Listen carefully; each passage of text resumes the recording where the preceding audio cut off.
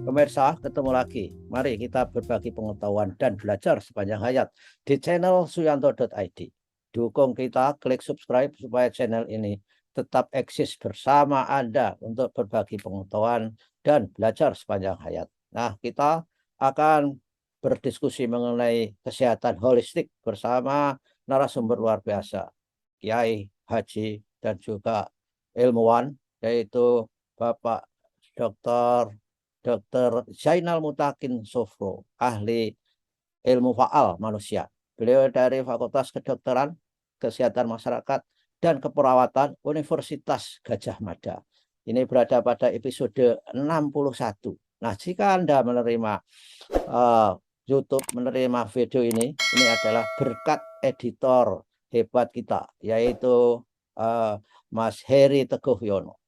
Beliau adalah guru kreatif inovatif nasional yang sedang mengajar di SMP Negeri 2 Karanganyar Kabupaten Ngawi. Nah, kita sapa narasumber kita. Assalamualaikum warahmatullahi wabarakatuh, Dr. Zainal. Waalaikumsalam warahmatullahi wabarakatuh. Sehat, Dok, ya? Alhamdulillah, pangestunipun. Ya, alhamdulillah. Ya, saya kalau ketemu jenengan itu juga kesetrum menjadi sehat, Dok. Alhamdulillah, alhamdulillah. Energi positif. Oke, ada energi positif, Dok. Ini di masyarakat banyak orang yang mengeluh, waduh, ulu hatinya itu sakit seperti ditusuk-tusuk. Kalau dalam bahasa Inggris kelihatannya heartburn. Itu fenomena apa, Dok? Dan itu tidak saja ditemukan teman-teman saya yang sudah lansia, tapi anak-anak muda itu juga sudah punya persoalan heartburn itu. Gimana, Dokter? Yeah. Jadi kalau bahasa kita ini, Prof, istilahnya nyeri ulu hati, ya. Nggih. Jadi memang tema ini perlu diangkat supaya kita tidak terjebak pada pola pikir yang menurut saya gampang gitu, ya. Nggih.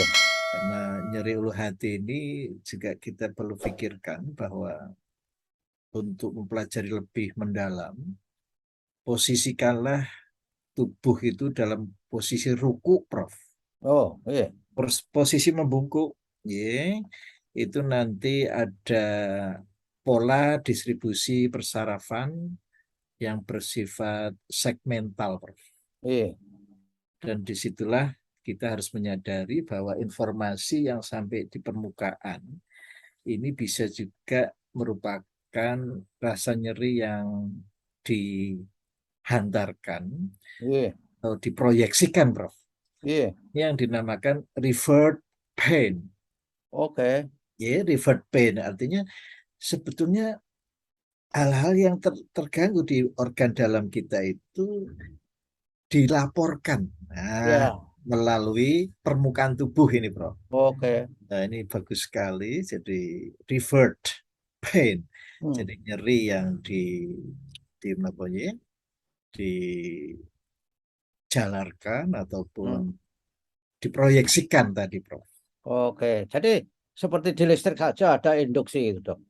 Ya, jadi dari dalam sebetulnya. Dan ini menunjukkan betapa kasih sayang Allah pada kita supaya kita itu siaga atau alert, Ya. gitu.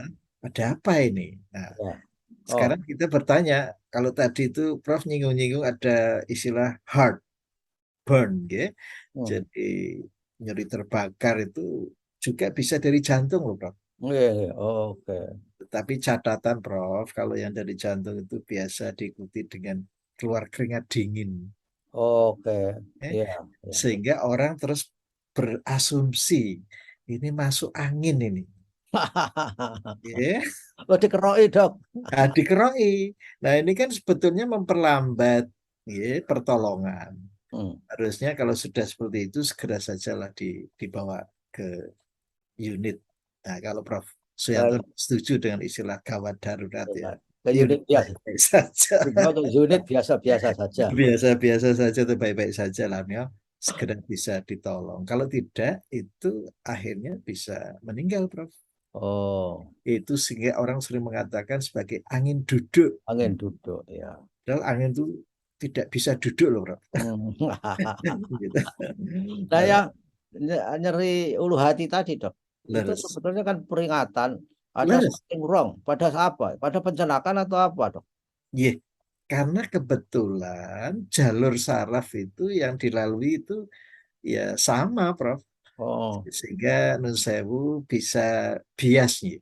nggih, nggih. Tadi yang membedakan kan ada keringat dinginnya tadi. Oke. Nah, sedangkan kalau dari lambung atau mah itu Hmm. ya sekedar nyeri saja, Prof. Ya. Iya. Dan Oh, yang lebih penting lagi, Prof, lagi-lagi karena satu jalur tadi, seringkali kita lupa hmm. bahwa keseimbangan antara anggota gerak kanan dan kiri ini kan harusnya dijaga, ya. Oke, nggih. Kalau ada kekakuan otot di punggung, Prof, Oh, itu rasa nyerinya juga bisa dijalarkan sampai ke depan tadi, Prof. oh, ya, ya. Sehingga orang sering salah paham, Hmm. ini saya sakit jantung apa ya? Nah, Hmm. ternyata setelah direkam EKG itu tidak ada masalah, gitu. Ya. Hmm.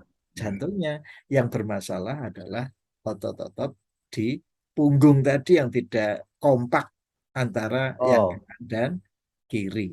ya. Nah, Artinya kalau kasus itu terjadi, kalau saya, Dok, kalau nyeri ulu hati, kadang-kadang iya, saya makan dengan bumbu apa yang kira-kira sangat ekstrim itu, kadang-kadang yang di ulu hati itu sakit. iya, Kalau saya ambil nafas dalam kira-kira beberapa sambil jalan itu sembuh, Dok, itu. Itu iya, benar nggak itu, Dok? iya, alhamdulillah.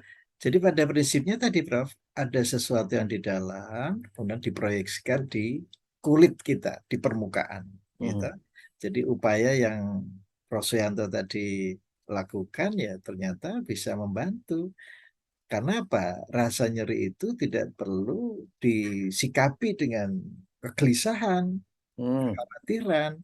Tapi tadi yang dilakukan Prof itu kan mengambil nafas itu untuk Ya. jadikan tubuh kalem gitu, Hmm. Iya, sehingga ya. bisa berkurang rasa nyeri tadi. Iya, ya. Kemudian jadi tidak perlu tergopoh-gopoh kalau nyeri ulu hati itu. Biasa Betul, saja. betul. Oke. Tapi yang harus diperhatikan tadi, Prof, kalau nyeri ulu hati kok diikuti dengan apa, keringat Keringat dingin, dingin. ya. Dan ini tidak pandang melalui proses yang Iya, iya. gitu, Prof. Iya, Dok. Sahabat kita itu kabarnya juga diikuti keringat dingin, Dok. Nah, itu ya. Ya. Keringat dingin itu tanda bahwa tubuh itu woro-woro. Hmm. Ayo diperiksa yang lebih cermat. Nah, itu biasanya direkam dengan elektrokardiografi, Bro. Iya, iya, iya. Iya. Nanti nampak Iya. gelombangnya itu tidak seperti biasa, tetapi ada yang namanya ST elevation. Ya. Hmm. Jadi kenaikan gelombang, ya.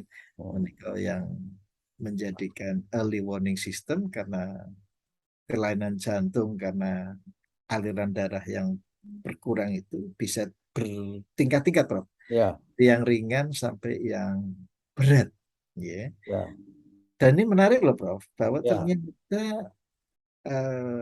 kejadian yang sangat fatal itu Allah sudah memberikan iya, rambu-rambu loh, Prof, iya, iya, supaya ada persiapan yang matang gitu loh. iya, iya, iya. Gitu. Ya. Dan rabu-rabunya itu sudah bisa dipetakan, Dok, ya. Kalau Nah, pakai keringat dingin, awas jantung. Kalau nggak betul. pakai keringat dingin, wah mungkin lambung. Insya Allah. Macam-macam. Kemudian juga tadi, Prof, pada ibu-ibu yang banyak melakukan aktivitas di rumah, itu kan lebih ke arah anggota gerak yang kanan, ya. Iya. Oh, Sehingga yang kiri nganggur, Prof. ya. Nah, ini Oh, terjadilah kekakuan otot-otot punggung dan itu oke. bisa Ya. dikembangkan dengan stretching. Oh, ya makanya dalam ilmu olahraga tertentu, Dok, saya diberitahu itu bahwa kita harus punya gerakan yang lintas tengah. Kalau Iya, tubuh diberi garis tengah, maka tangan kanan melintas kiri, tangan terus, kiri melintas kanan. Ternyata ada logik saintifiknya itu, Dok, ya. lurus, ya. Nah, Jadi supaya balance. ya, nah, Dok, kalau ini pernyataan terakhir, Dok. Kalau jantung disertai dengan keringat dingin, mengapa itu ulu hati plus keringat dingin? Kok manifestasinya keringat dingin? Tapi kalau infeksi, manifestasinya badannya panas, rasanya dingin. dokter dulu bilang jangan panik menghadapi suhu tubuh karena itu merupakan cara tubuh untuk membela diri supaya otot-ototnya terbuka sehingga tentara-tentara imunitas bisa bergerak bebas menuju masalah mana penyakit itu ada. Gimana dok itu kalau jantung kok keringat dingin? Justru inilah Prof, kembali ke rasa syukur kita. Oke. Fenomena keluar keringat dingin itu menunjukkan adalah upaya tubuh menambah pasokan oksigen ke otak. Oh, ya, Jadi ya. non Prof, tidak hanya sekedar keringat yang dingin loh.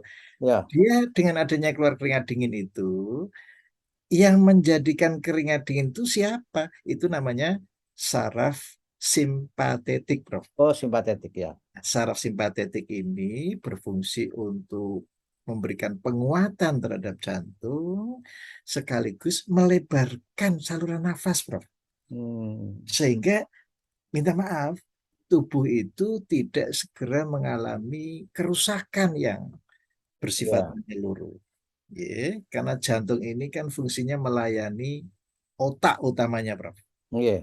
Jadi kalau jantungnya itu bekerja tidak baik, maka ya minta maaf, proses kematian itu sangat cepat Sangat bisa tepat.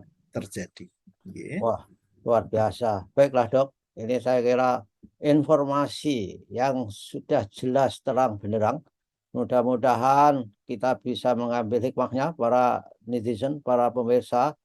Hati-hati kalau menderita sakit ulu hati disertai keringat dingin. Itu merupakan tanda bahwa tubuh kita sudah melakukan adjustment, tapi harus segera dibantu supaya adjustmentnya lebih baik. Mungkin begitu, mungkin. Begitu dok, mungkin. Ya, jadi, Jangan habiskan waktu untuk keroan, Prof. ya. Nah, itulah. Jadi kalau keringat dingin, makanya katanya nggak boleh kerokan itu logikanya itu kan faktor waktu itu dok ya, bukan karena Waktu, yang lain. Oh, betul, waktu. ya waktu. Habis waktu nanti.